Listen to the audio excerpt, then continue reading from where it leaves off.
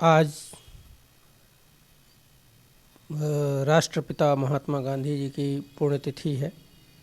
मैं उसे शहादत दिवस कहूँगा क्योंकि उस दिन उनकी हत्या की गई थी। अंग्रेज़ गांधी को नहीं मार पाए।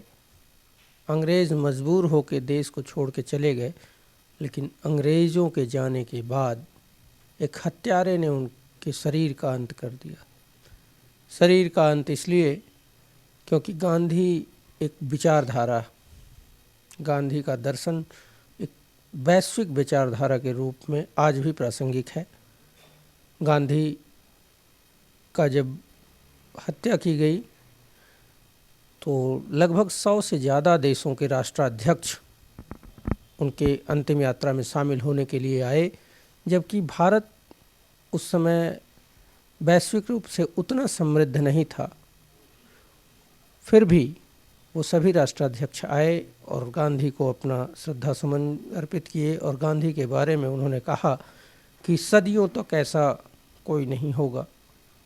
गांधी की बात करें तो मार्टिन लूथर किंग जूनियर से लेके नेल्सन मंडेला तक सभी ने गांधी को अपना आदर्श माना है और गांधी के लिए कहा है कि अगर गांधी न हो, गांधी की विचारधारा न हो तो सामान्यतः देश का विकास संभव नहीं है।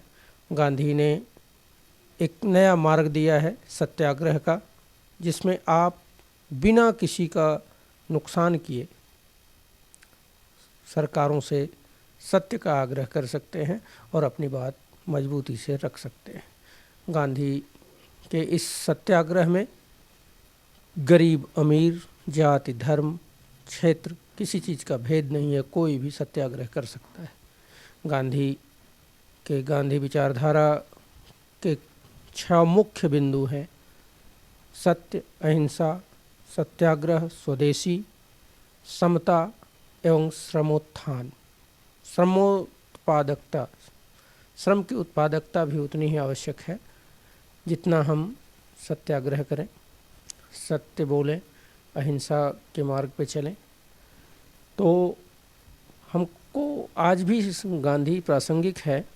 एक बात कहना थोड़ा सा विषय के अलग होता है, लेकिन गांधी आज भी प्रासंगिक है और जिन विचारधारा के लोगों ने उनकी हत्या की,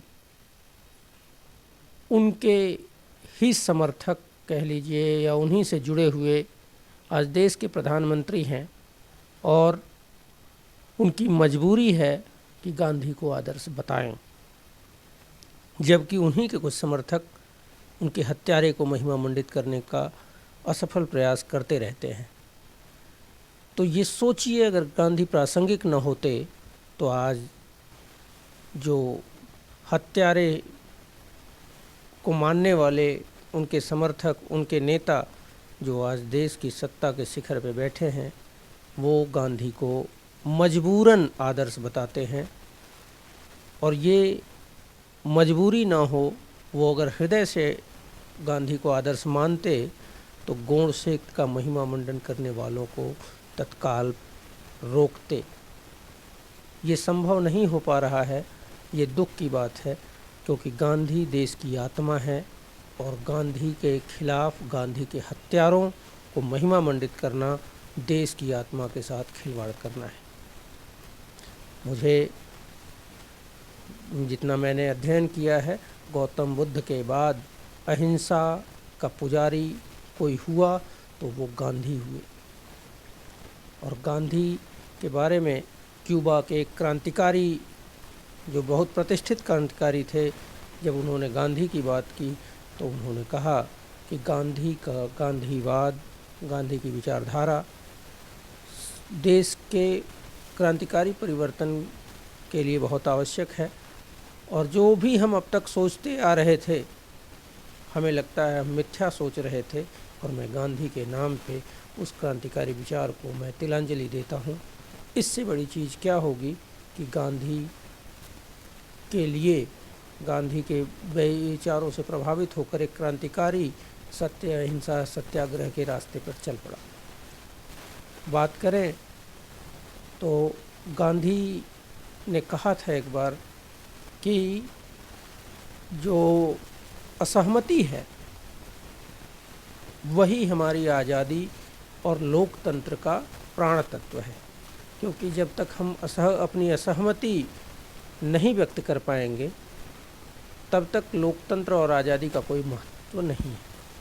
तो मैं ये कहता हूँ कि हम गांधी के पक्षधर भी, गांधी के विरोधी भी, सबके लिए इस देश में, इस लोकतंत्र में, यही स्वतंत्र भारत में स्थान है, परंतु हत्यारे के लिए इस देश में, इस समाज में कोई स्थान नहीं है।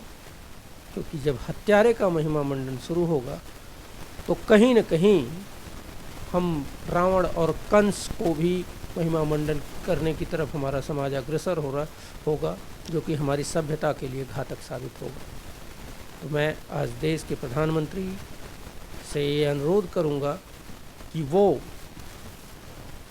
जितने भी कट्टरपंथी लोग हैं, जितने भी गांधी के हत्यारे के समर्थक हैं, उनको साफ संदेश दें कि मैं गांधी को आदर्श मानता हूं और आप भी इस तरीके से उनके हत्यारे को महिमा मंडित करना बंद कीजिए, क्योंकि भारत देश गांधी के विचारों पर ही आगे बढ़ सकता है। जय हिंद।